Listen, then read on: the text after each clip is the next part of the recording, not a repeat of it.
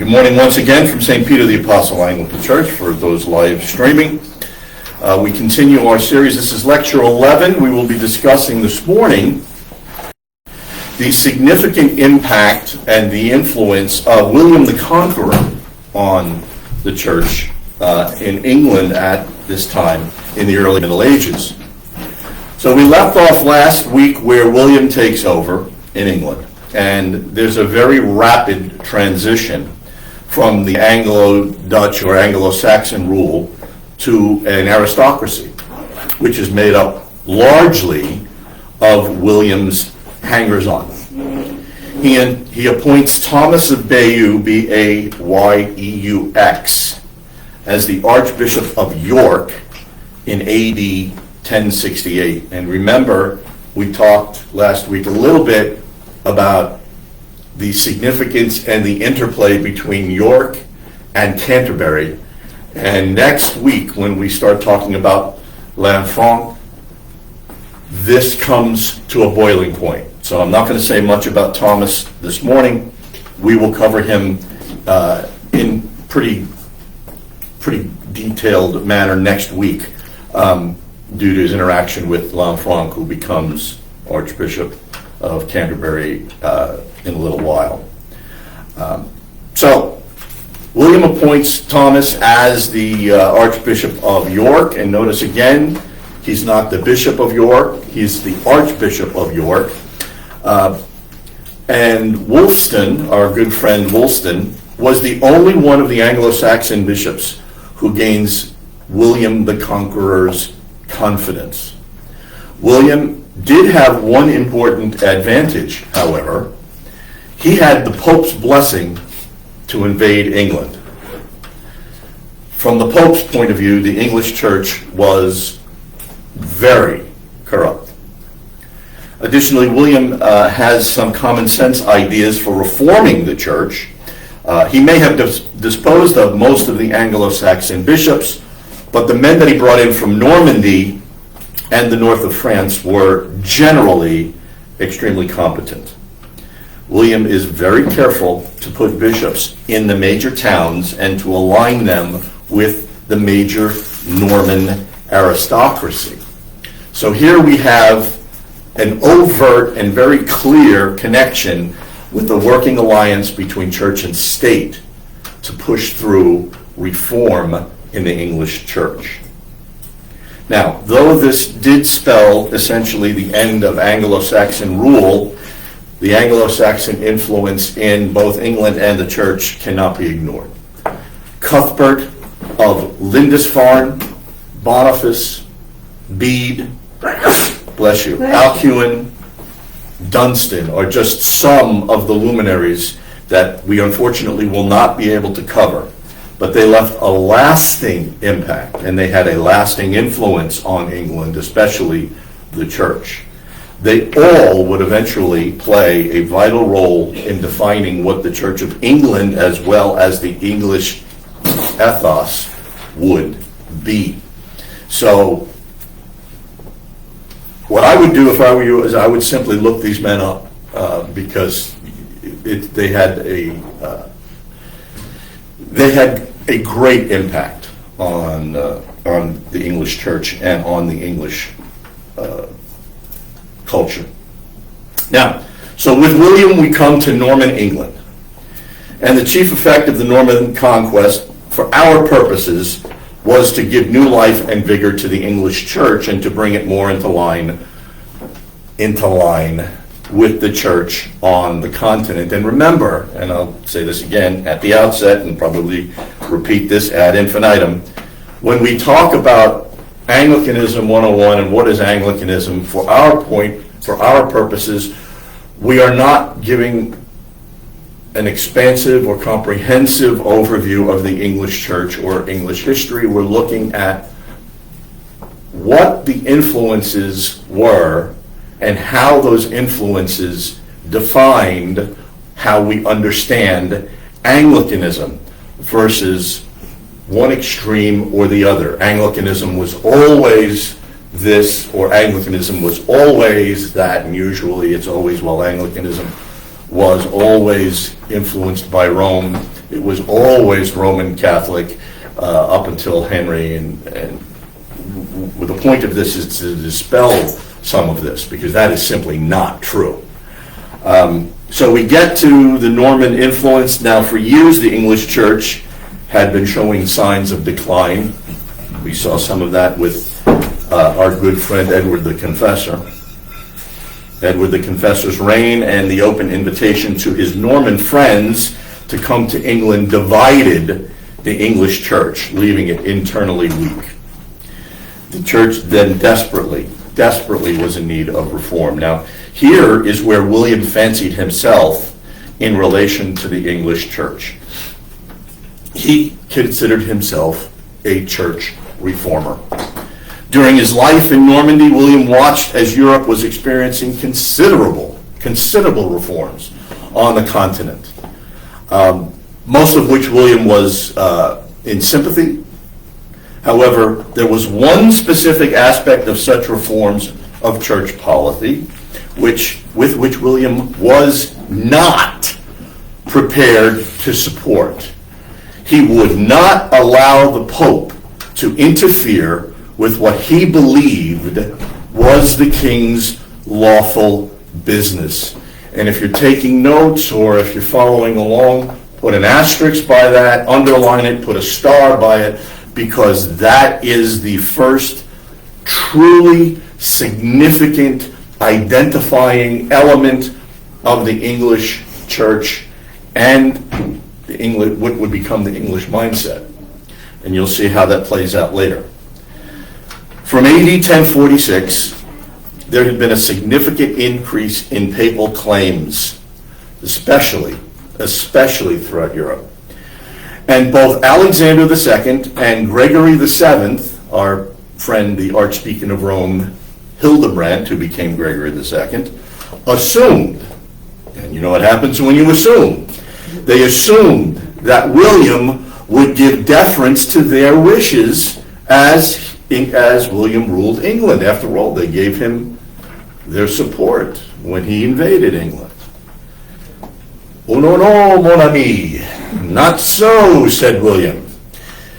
William was an old traditionalist, and his idea of reform meant producing a better church, not greater subservience to Rome. So as I said, put an asterisk down this, underline it, because this is going to set the stage for how we look at what transpires from this point forward. Because this is the point, the 11th century, 1000, at the end of the 10th century, this is the point where things start to change radically, ecclesiastically, because it is at this juncture where we begin to see the exponential acceleration of papal authority and power through the Middle Ages. So this marking, whatever you want to call it, this indicator, this time frame with William becomes critical in a proper understanding of what Anglicanism is.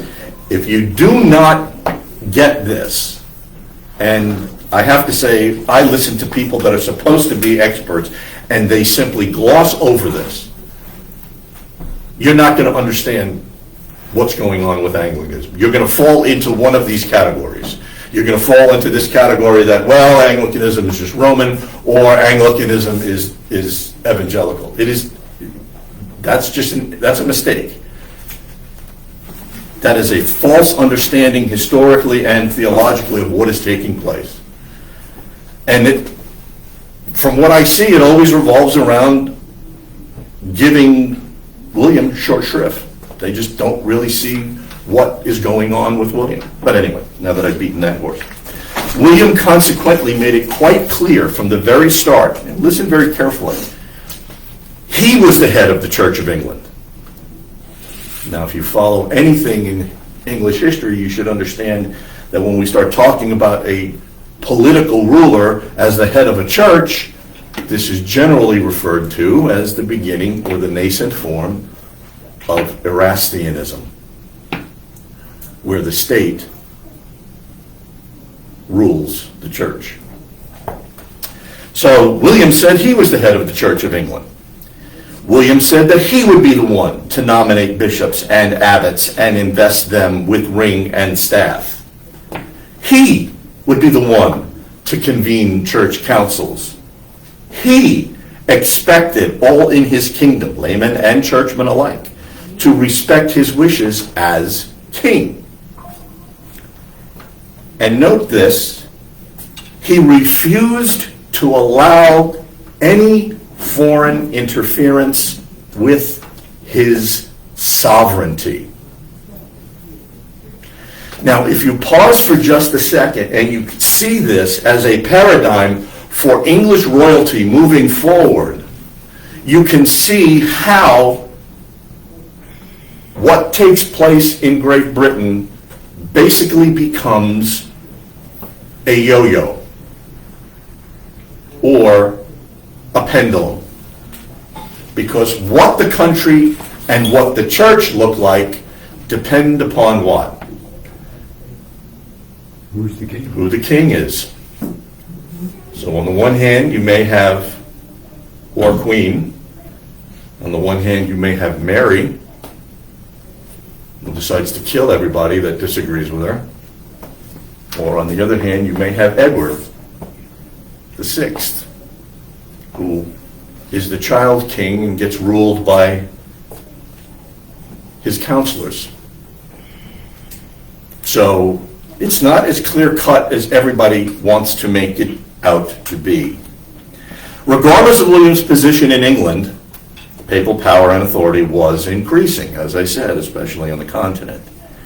And when the church reformer, our friend Hildebrand, became Pope Gregory VII, he was stunned and indignant with William's barriers. Those 5 points that I just mentioned did not sit well with our good friend Gregory. Even with this reaction from Gregory VII, William would not relent.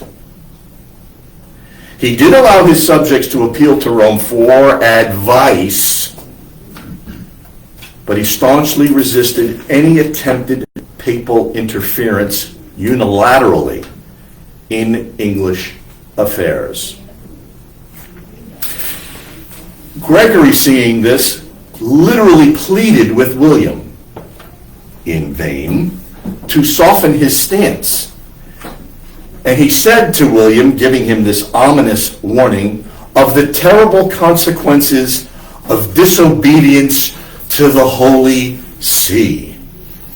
And I quote, "As I have to answer for you at the awful judgment, in the interests of your own salvation can you avoid immediate obedience to me?"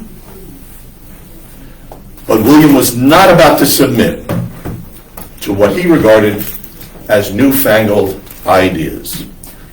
And to Gregory, he wrote the following: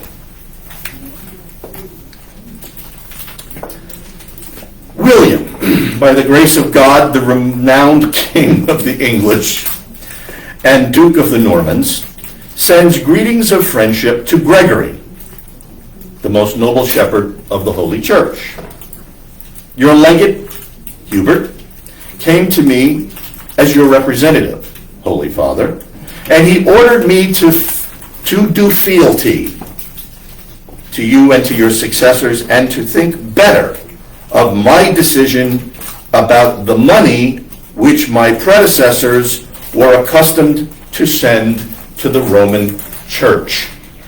I agreed to one of these requests, but not to the other.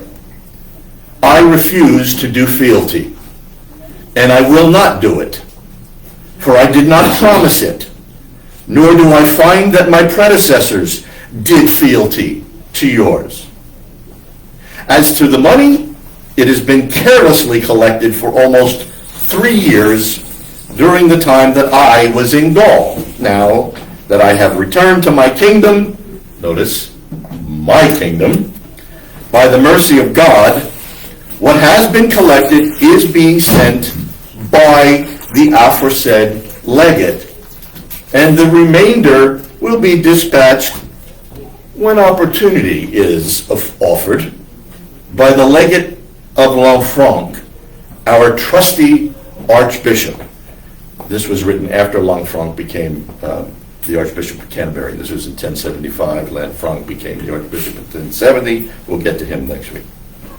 Pray for us and for the well-being of our realm, for we have loved your predecessors and wish to love you with all our heart and to hear you obediently above all things. I mean, if there is a tongue-in-cheek response to a pope, that last paragraph was it. But as you can tell by that statement, William was having none of it. This is my kingdom. I rule it. I don't give loyalty to anybody but God. So you can see how with William you have a lightning rod from which all of the attendant issues about authority and submission and ordinations and consecrations and all of this extends, especially throughout the history of England. And with William, you see that the English mindset was, it's ours, it's mine, and you keep your hands off. Where we are in agreement, we will work with you. And this goes back to something that Mike mentioned after the class last week, the Synod of Whitby, which we spoke about briefly at the very beginning, where the agreement was, okay, we recognize the influence of Rome, but we're not going to submit unilaterally to papal authority. So while the standoff, Well, William's royal policies were, as you can see, quite clear to all, especially the Pope. While the English Church was to be brought into the mainstream of continental ecclesiastical life, it was to remain solely under the leadership of the king. Now, again, when we hear statements like brought in line with, brought into the mainstream of the continent, and hence the Catholic Church, we have to remember what we have been talking about all along. Remember what Augustine, not St. Augustine of Hippo, but Augustine said when he arrived in the 600s. And he gave a report to Gregory the Great, and he said, they're doing this, and they're doing that, and they're doing the other thing, and what do we do? And Gregory said, as long as they're not violating the faith, leave them alone.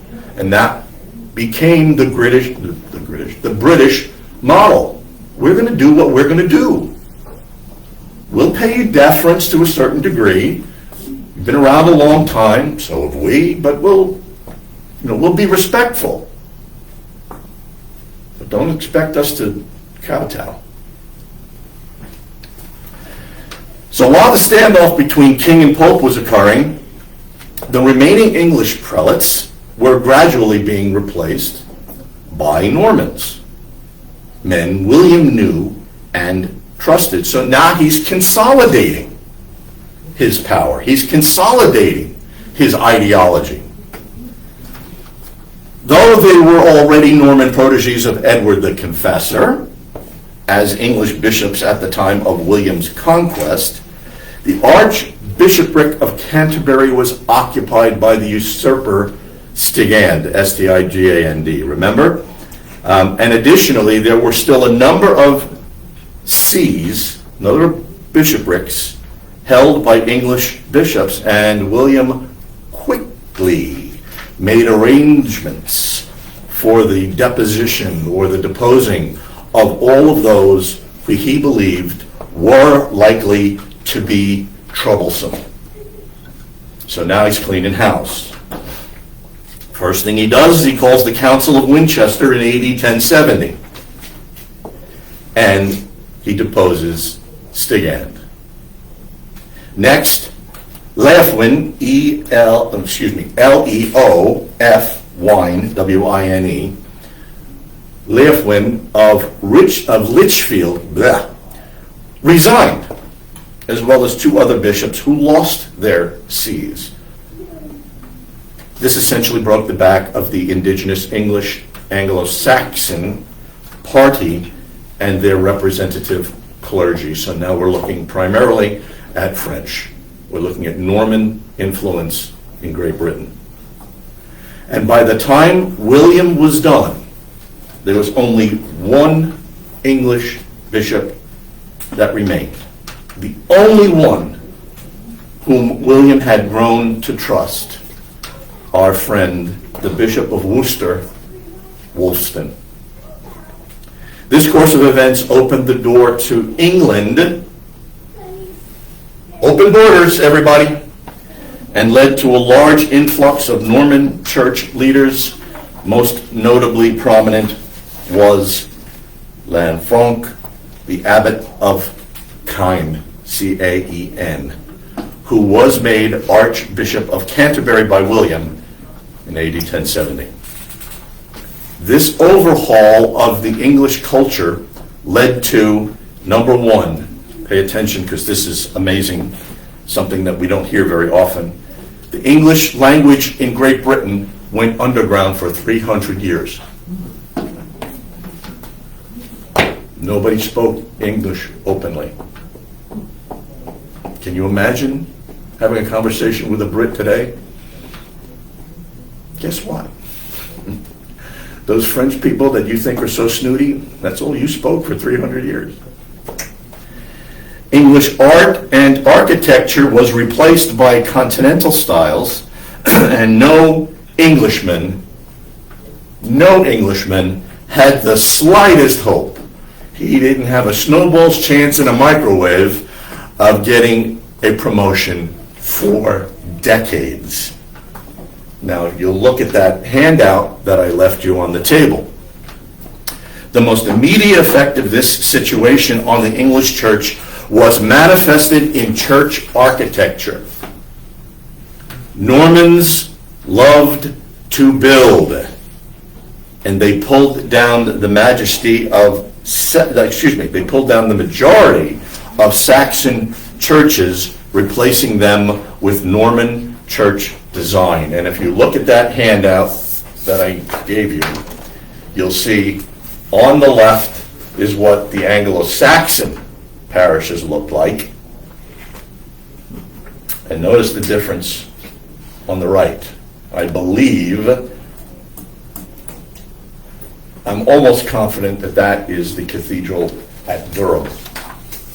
So they put together some amazingly gorgeous and ornate structures. And one of the interesting things about the Norman church is when you, has anybody here been to Middle Temple, London? All right, John Donne used to minister there. Okay. If you go back into, it's technically not the narthex, but as you enter Middle Temple from the west doors, and you walk into the sanctuary, and you turn to the right, and you turn right, and you face the altar, which is gorgeous. If you look behind you, you are accompanied by a host of Norman dignitaries. Their bodies are behind you. They buried them in the I'll just call it the narthex. They buried them in the narthex of the church, and you can see some stone sarcophagi there with bodies above. You see the statues of them. They're all right there. And this becomes very common in Great Britain. Go to Westminster Abbey. If you've ever walked, I don't know if you've ever walked at Westminster Abbey, it was the most uncomfortable experience I've ever had, because I'm walking on graves. I'm looking down, stepping on these people's names as I'm trying to, and I was like, this is really weird for me. But this is the legacy that was left from the Normans, the honor that they gave, the respect, the dignity, and the community. These men are buried in holy ground. This is why churches used to have their own cemeteries. Because we believed in the transcendence of God, and we believed that this was sacred ground. And men and women were buried, children were buried in sacred ground. The minute we became a secular culture, what wound up happening? We created secular cemeteries for money, right? Now, the clearest result is seen in the two churches at Canterbury, when you go to Canterbury and you see this, as well as Winchester, Worcester, Gloucester, Norwich, Ely, St. Albans, and St. Albans is another one that's amazing. And then, of course, Durham. These represent some of the most beautiful and significant developments in Norman architecture. Though exhibiting a combined influence of Saxon and Norman contribution, the primary Norman style was austere, depending upon how you define austere, but austere. Some consider it overly austere, and I think what they're looking at is, if you look at the main sanctuary and you look at the nave, it's pretty bare. I think that's what they're talking about. But anyway, this is what they're identifying as Norman architecture. However, Norman architecture is unmatched in its strength, dignity, and its simplicity. So if you were to look at the picture, you can see on the outside the theology of the Normans, and this is what people fail to realize when we look at our churches. Your church represents your theology, how it's designed. I remember listening to a lecture once given by R.C. Sproul, and he said that if you look at a church's sanctuary, if you go inside the church and you look at the church, that's going to tell you what they think heaven is going to look like. Now think about that. Think about that when you go to some of the Puritan churches in New England that are stripped bare. There's nothing. Blanched, whitewashed walls. This is what heaven is like. It's not what I read as the description of heaven, but this is the depiction. And this is what Sproul was getting at. And if you ever go to his church in Florida, well, the church that he left when he went to be with the Lord, you will notice it's beautiful. He fought to get stained glass windows. You know, people complain about us as Anglicans having, oh my gosh, you have 8 candles on the altar. Go to St. Andrew's. And when you walk into St. Andrew's and you look at the communion table, by the way they have their sanctuary set up, you have the communion table and then you have the pulpit. So they're all in line. So you are facing word and sacrament together at the same time. But when you look at it, he's got, I believe the last time I counted, there were 32 candles. He had 2 candelabras on each side, 12 candles total, and then he had a spattering of candles all around. R.C. understood the theology of church architecture, which is why if you've ever seen their, and I would just go online and look up St. Andrew's in Florida, Ligonier Ministries. Their pulpit could house small families in a third world country. It is so massive because of the prominence and the power and the eternality of God's Word. Now, I'm getting off topic here a little bit, but architecture will always be a visible indication of the theology of your church. Now, we take into consideration monetary issues and affordability and all of the things like that. However, if you notice, and I'll just say this for the record, if you'll notice some of the things that I have brought into the church since I have been here, that is an indication as to what my concept of heaven is going to be like. And that's why you see the altar linens that I purchased and that I've given to the church. How beautiful they are. And why you see that I purchased an incense stand. All of these things that I've brought to the church are designed with the intent to communicate where we are is an extension of heaven. This is where we worship. This is God's house. And I've said it a billion times in the 20-something years I've been here. He is truly and really here.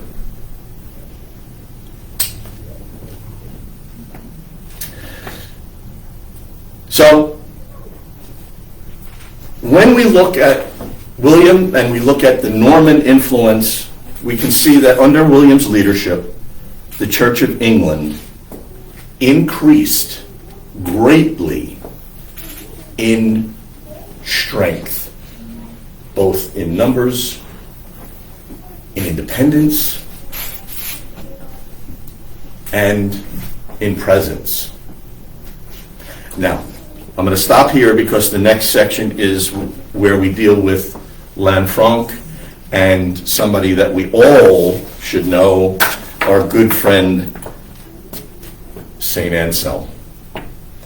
And you're going to see how these two men, along with William, become, in the early Middle Ages, probably the most significant, at least in my estimation, the most significant figures in the formation of what Anglicanism is. So, questions?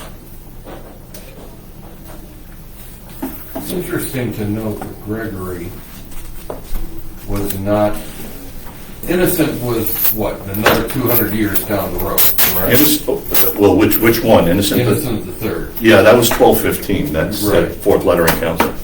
We still don't have wielding of excommunication over sovereign heads to try to keep them in line. No, not yet. That was intimated by Gregory VII. Yeah. Where he essentially warned William. And I don't believe, to be honest, I don't believe Gregory was prepared for that. When you look at how reforms were taking place on the continent at that time, people were just falling in line with Rome. They're just, whatever Rome said they were doing, Rome became the grand poobah, and everybody was going, yes, yes, yes. And when William said, to Gregory, Gregory was like, what, wait, what, no, wait, no, you can't do that. But he did. And William became, well, I'm not a Brit, so all my British fans can crucify me when I say this, but William became the model for all English royalty after that. He just did. When you look at all English monarchs post-William, they all essentially, they may not follow his theology down the line, but when it comes to ruling the nation, they all followed William, which leads to, which I alluded to last week, which leads to some significant issues. One is the investiture controversy, which we'll get to next week. The other one is something that we will not discuss because we don't have time to discuss it, is the Magna Carta. And John. And all of the Sheriff of Nottingham and all that lore coming out of this mentality. I'm the king.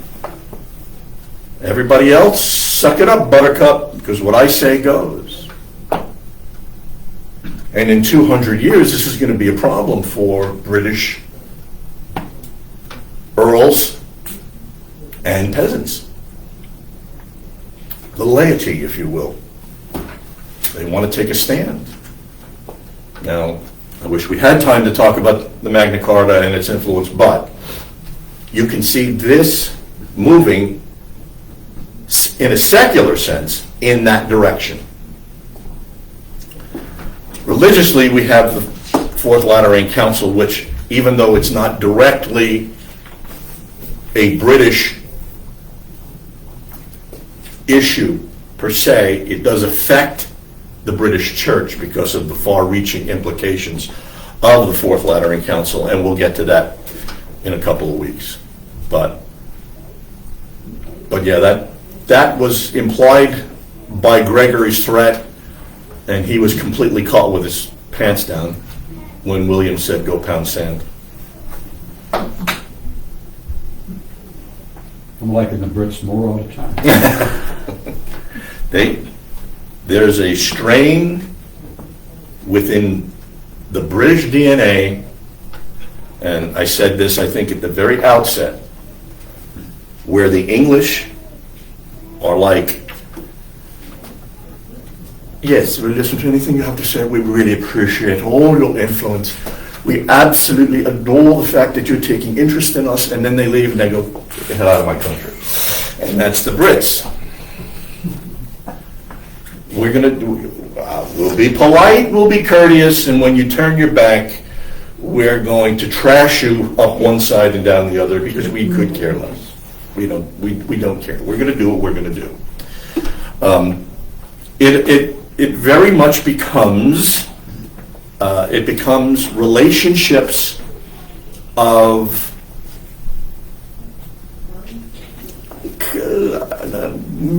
I'll use the term, it's not actually 100% accurate, but mutual benefit. We'll be involved, and we'll do what you want us to do as long as it really has some benefit to us. But if it doesn't, we'll pay lip service and then go our own merry way and do what we want to do. And when you look at British history, the panorama of British history, you can see where that creates a lot of friction along the way. Friction within families. Most obvious, of course, is the Tudors. We'll get to some of that, but we're not going to spend a lot of time on the Reformation, but we will get to some of that. Yes, ma'am. Close to the beginning of your talk, you said they gave William short shrift. Who is they?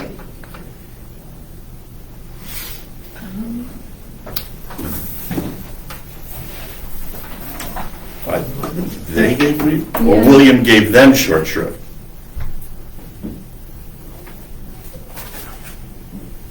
I don't know, my note said who gave them that. Who else remembers that? That was after he considered himself a reformer. Right. Well, all I could think of though at the moment was, so I looked at two books, one on the history of England, and the woman that wrote that one, I think she gave him like this much space. That's what I'm saying. And then another one that is written by him. I think what you're alluding to, I could be mistaken, but I think you're referring to Alexander II and Gregory VII, who gave him short shrift. Okay. All right. Even though they supported him, they still wanted him to buckle under. Don't you think part of that was he was known then and is known in Britain even now as William the Bastard? Don't I think what? What The specifically? fact that he didn't get the Oh, why he doesn't get much play? What? Oh, yeah. That could, yeah, that is true. He is known as William the Bastard, and I mentioned that when I first mentioned him last week. Which is why, ironically, although I'm not going to die on this hill, but when you look at scholarship, William gets more play from American historians of Great Britain than he does from British historians. That's not a universal statement. There are some very competent, very good British historians, obviously. But you're right. William left a bad taste in their mouth, even with all of the things that he did that formed the foundation of what ultimately became British royalty and British relationship with the papacy. He still was an invader, and he'll always be viewed by the Brits as an invader. I think another thing that I'm kind of puzzled about is we've well noted the Celtic influence, the Irish influence, and all of a sudden the Irish are no longer seemingly visible. They are forced, if you, well, I don't have it with me, but if you have that map that I showed you, because of what came across the channel, because of the Norman influx, because of the Vikings first, then the Normans, they were pushed to the west. There, that, show Mike. Although, they're pushed, they were pushed. And because they're pushed to the west, what winds up happening is they develop their own internal ways of worshiping, of conducting liturgy, because they're isolated. So they take what they know, they build on what they know, and they establish for our sake of discussion, they establish and I use the term loosely, but a pre-Roman understanding of what it is to conduct liturgy and worship. So that when the Reformation occurs, look at where the greatest voices of dissent derive. Wales, Scotland, right? Ireland. They descend as if the floodgates have been broken open and now we can get back to our homeland and etc. But again, for that we would have to wind up doing a full-blown course on British history, and people spend years in doctoral work doing that, so we just don't have the time.